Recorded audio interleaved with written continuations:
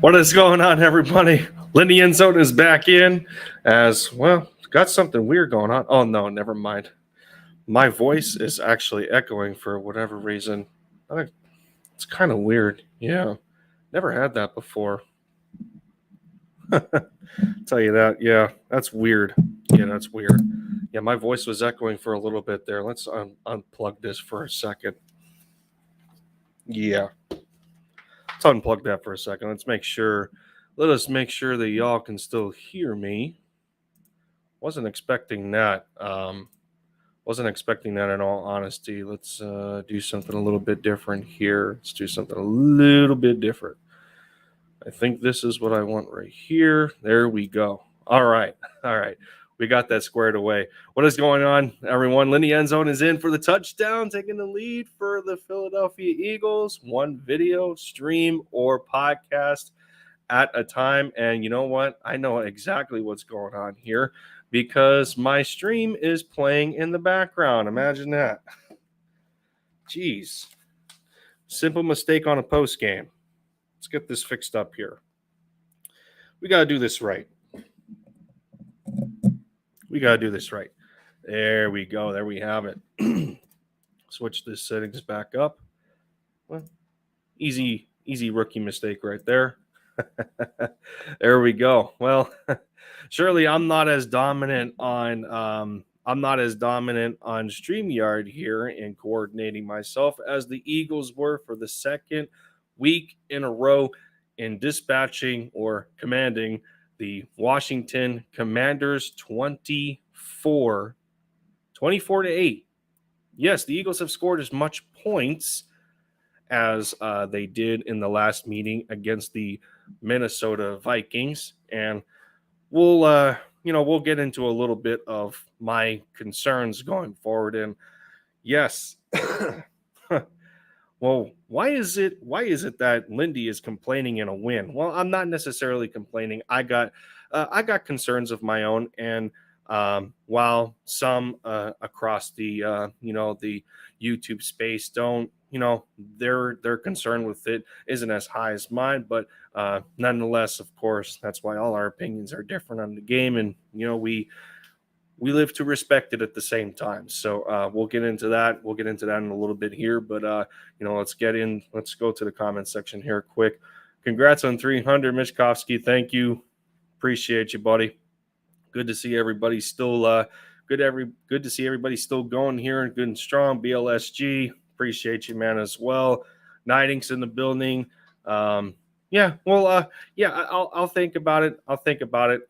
I wasn't necessarily anticipating on making this stream a call in because a little bit of a different format I got going on, and I'll do a post game like this instead of dropping the video. This way I can interact with the viewers at the same time and keep it going that way. 9 sacks, we dominated on defense. Yes, we did, absolutely. 9 has set the score for the rest of the NFL into week 3. They tied it at one point in the game with 8 for the most sacks in a single game so far in the regular season, and now they have set a new bar. I think, and this is 9 sacks that we're talking about in a Jonathan Gannon-led defense. A Jonathan Gannon-led defense, and we're talking about 9 sacks. It's like, okay, well, wait a minute. That's a crazy oxymoron, right? But again, this dates back to a podcast episode that I had that I was a guest on, and this dates back to the video I made on the result of the Minnesota Vikings game. And this is what happens. This is what happens when you build an efficiency, so long as you're consistent in how you play. And that's exactly what the Eagles did going into this game. They brought in the same mentality against the Vikings. They came in, they didn't play down to their opponent. So I think we'll get into that a little bit. But nonetheless, this was a great game all around. And I do have 2 number 2 jerseys. Well, why do I have two? Well, I thought it'd be a special occasion for I thought it'd be a special occasion for the first matchup against Carson Wentz that I brought out the number two Jalen Hurts jersey as in Hurts isn't number two anymore, and number two being behind Carson Wentz as this Taysom Hill experimental quarterback that Doug Peterson tried to develop Hurts into and using him on gadget sort of plays and whatnot, and it just looked so it didn't make sense. And now, well, shoes on the other foot. Now who was our number two is now our number one, and he's looking even more like a number one in this regular season so far, 3 weeks in. And I think 3 weeks in so far, the games that we have played are increasing in merit a little bit. We've seen the Detroit Lions in another close game. Again, well, unfortunately, they fell to the Minnesota Vikings. But it took four full quarters of football for the Vikings to ink that one out. Vikings or the Lions playing them tough, playing them close. They had the lead at one point. So now now you can't downplay the Lions game as much as you could for the first 2 weeks going into the Vikings game, with the Eagles at home. So now, it still looks bad on the surface that we gave up 35 points against the Detroit Lions. But again, the premise remains is that Detroit, like last year, they couldn't put it together at the right times, but they still remained competitive in most of their games. So now that week one win, unlike Washington that wasn't able to beat the Lions, now it looks a little bit better. So now we get into week three after a dominant result against the Minnesota Vikings in week two for the home opener, and we get into week three here, and I'm telling you what, it looks great. We look great so far. Got a little bit of action in the comments here. ECG, hey Dante, good to see you in here, man. Knighting saying Lions have improved. I like their team right now. And and this dates to the idea of, well, this is what the Eagles needed. There was a lot of heavy criticism when Hurts was in his first year starting in a brand new offense with a first year head coach. You got a first year defensive coordinator. Shane Steichen comes over to help out Nick Sirianni. There's a lot of cohesion. There's a lot of chemistry. There's a lot of development that needs to begin from the ground up. And now you're seeing the work in progress as it was last year.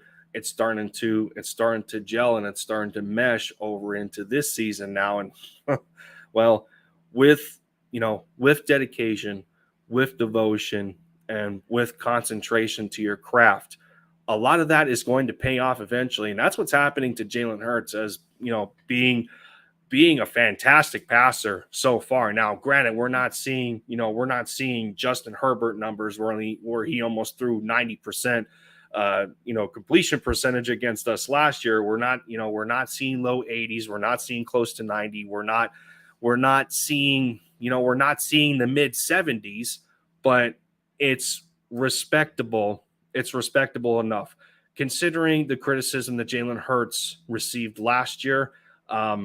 We weren't seeing this kind of play from him. He's a lot more confident with his receivers. He's taken the gamble when necessary. They're safe gambles. He's not putting the ball in harm's way, and he's giving his receivers an opportunity to go get the football. I mean, Devontae Smith having two Moss moments in this game. AJ Brown being the physical specimen that he is.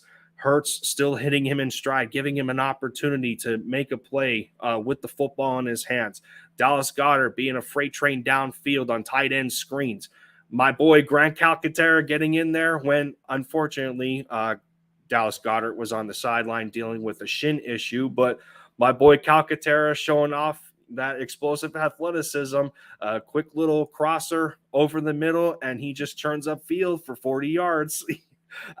I was happy all over. This was a fantastic offensive performance, and we'll go over it a little bit here, and this is what led into it. So here we go.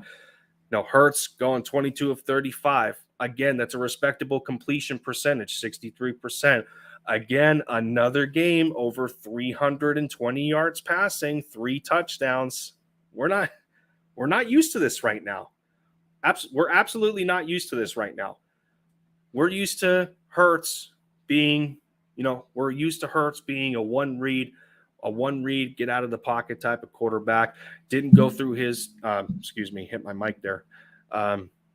Didn't go through his progressions. He had a problem with that. Too much off of his first read and go. And, there was too many Lamar Jackson comparisons at the same time. And, we remember that's something that Lamar was criticized for until he started to improve, in the passing game. And now Hurts is going through the same thing. 63% completion percentage.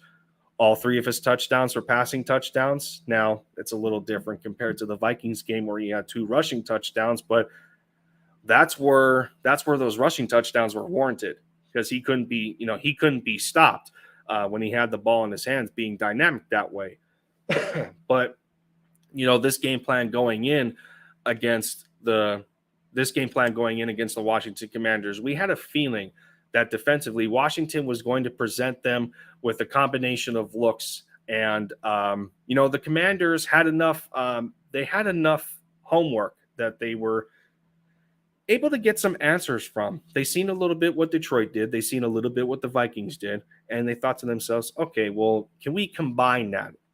Can we mesh a little bit of? Can we add a little man press in there? Can we press at the line of scrimmage? Can we throw the blitz when necessary? Can we spy Hurts with a linebacker? And you've seen at times where Jamin Davis, was looking over him so that he didn't get much with his legs. And the Eagles this game didn't run the football particularly well.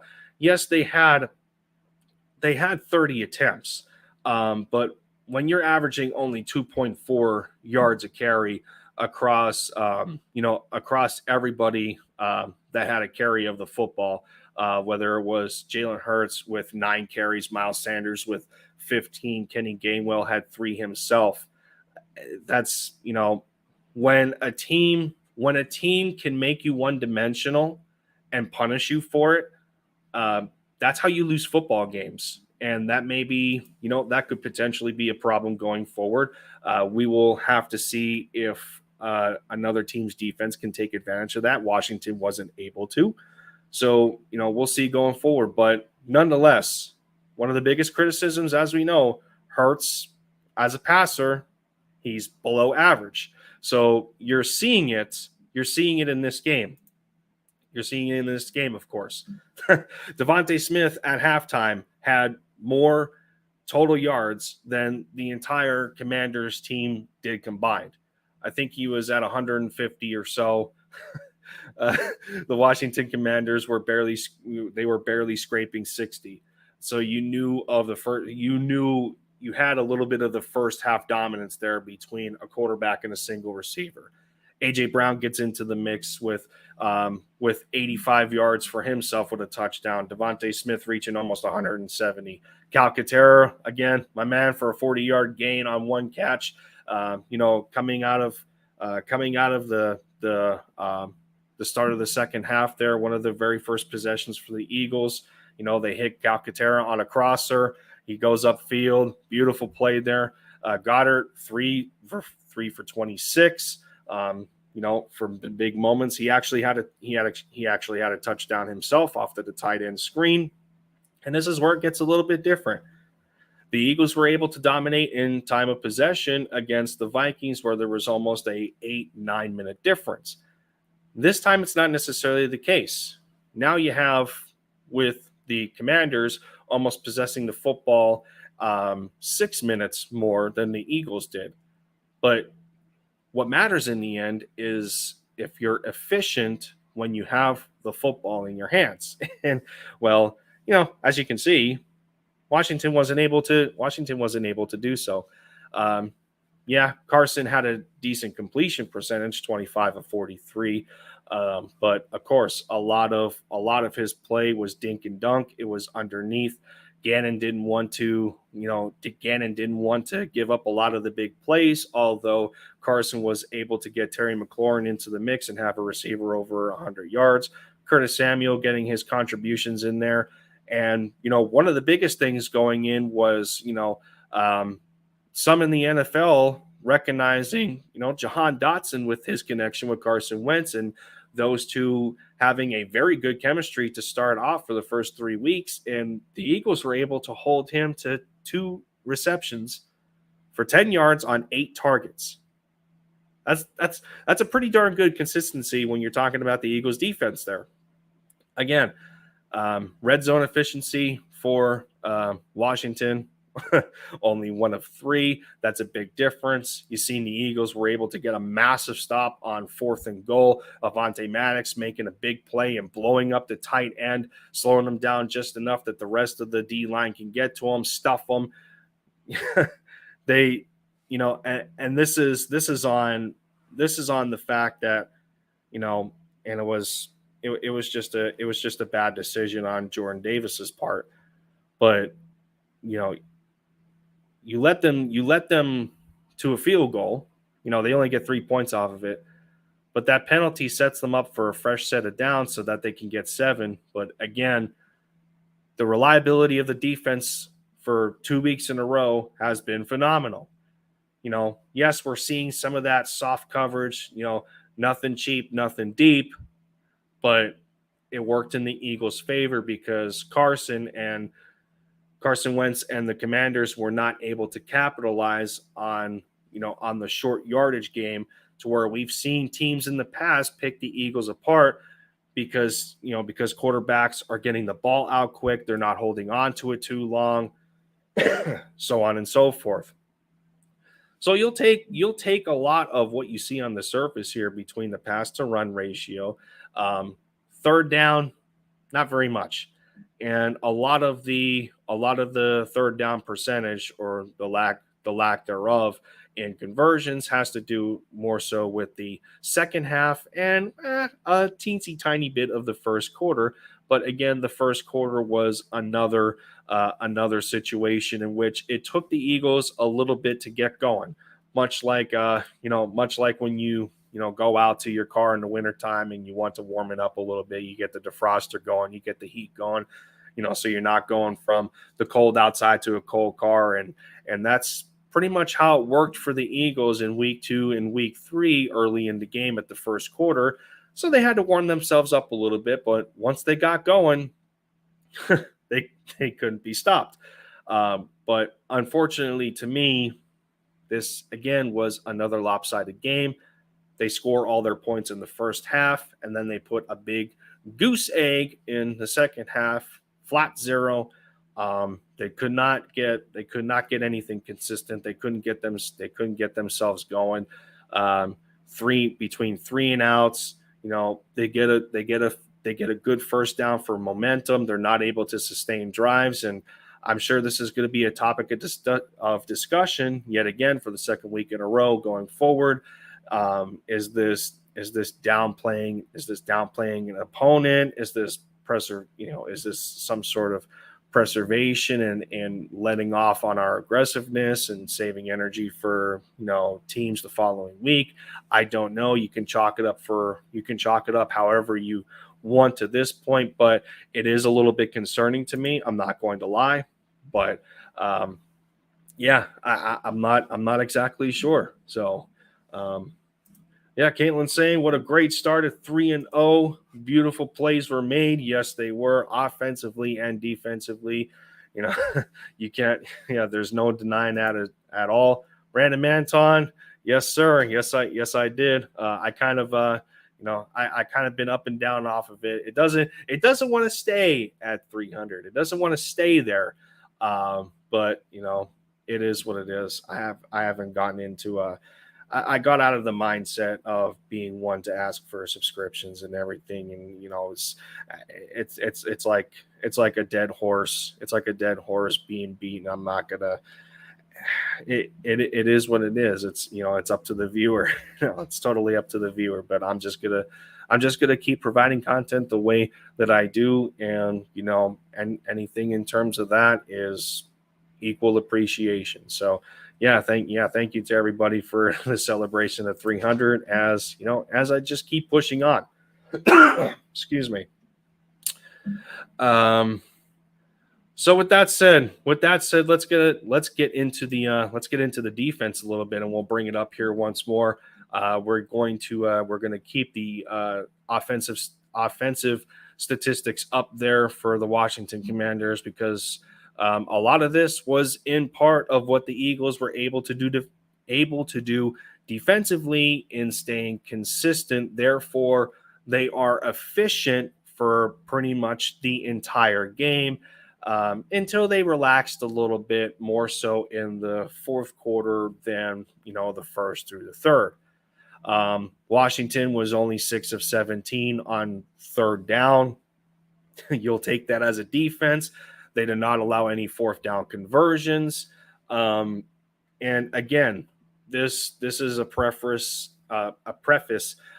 into what Gannon was doing defensively. He was giving a lot of underneath game to Carson. Therefore, you see that yards per play was only at 3.2. But this is also attributed to the Eagles being more efficient at tackling. TJ Edwards being all over the place. CJ Gardner-Johnson getting aggressive with some of his plays. Although Zach McPherson was flagged for a face mask and this, that, and the third. He came in to substitute Darius Slay. He did a good job at it. Again, we were wondering on how Zach was going to be going into this year, and he has proven so far to be a nice depth piece that keeps the secondary strong in a pinch that somebody goes down. And we did notice that Slay was off the field for a decent amount of time. Yards per pass, not going very far at the release of the football. Again, it matches yards per play, not allowing a whole lot. 9 sacks, setting the tone for the rest of the NFL. The Eagles hold the most sacks in a single game right now. At the result of week 3, for a total of 58 yards lost. 2 of those being forced fumbles. They recover 1. These are the kind of games. These are the kind of games that you will take from Jonathan Gannon. And and I understand that people are going to downplay this, and we're already seeing on Twitter that, oh, well, the Eagles haven't played anybody good yet, and all they faced are garbage teams, and Washington was hyped up too much. The Vikings barely beat the Lions. The Lions aren't very good. So again, here we go. a new year for the Eagles. The same excuses are coming up. And I only think in this way because I continue to set the expectations for this team accordingly, because I know how the outside noise reacts to what we do or what we don't do. And I don't want the team to get in a position where, they settle down, much like we watched Hard Knocks, and a lot of these guys are getting full of themselves. They think they're the cream of the crop, and the rest of the league has to bow down to them. We're not certainly 3 weeks in. Yes, we are undefeated. Absolutely, this team is undefeated, but we can't take our foot off the gas, much like we did for the last 2 weeks offensively, because against better teams, and yes, I say better teams because of because of the chance of you get deeper into the season, a lot of the NFL is going to, iron out a little bit of those weaknesses that each team has. They're going to get better as time goes on, much like Philly is. So we have to continue to set the standard going forward. And so, like I said, we can't continue to have games where we're putting up 0 points in the second half because, well, let's just face it. Yeah, we scored 38 against the Detroit Lions, and 31 of those points came offensively with the pick six equaling 38, but we gave up 35 points. We go into week 2, we score 24 against the Vikings. The defense holds them to 7, but 0 second half points. This recent result against the Washington Commanders, 24 points, given up 8, 0 second half points. Against those better teams, you're going to need more than 24 points to beat them, to keep them at bay, if the matter is that your defense does not play to the level it has the previous 2 weeks. So that's, I have to keep the standard. I have to keep the standard high where it is. This has been a fantastic stretch of 2 games that this team has played. But of course, you can almost take as many lessons out of a win as you can a loss. But it's how you build off of that at the end. So that's I mean, from a post game standpoint, that's pretty much it on my terms. Let me know what you guys think in the comments on what you seen this game. If there's anything different you would like to point out, so on and so forth. Again, conversation is the best part of my platform that I'm able to carry this on with you guys. So. Coach Dante popping in. What's going on, man? Good to see you as well. Yeah, so I think I'm going to leave it. I think I'm going to leave it at that. A little bit of a different format here. Instead of dropping a 20-minute video where there's really no interaction outside of the comment section. If you get to the end of the video, I thought I'd do a live stream instead. So, you guys are listening to me real time. I'm seeing your comments real time. We get some conversation in there real time. The pattern for that. So yeah, with that being said, I appreciate you guys coming out to this quick little post game. Be sure to look forward to the rest of the week as more videos are going to drop. Linc'd In Podcast returns on Tuesday at 9:30 with myself and the host, Philly Jim. Really excited to, bring that back up to speed once more. We were only 13 episodes in or so, and it has a bright future, and I'm really excited to get that back on the road. And speaking of getting back on the road, the Touchdown Talk series, I still have yet to find new guests for that as well. NFC East, NFL, new Eagles content creators.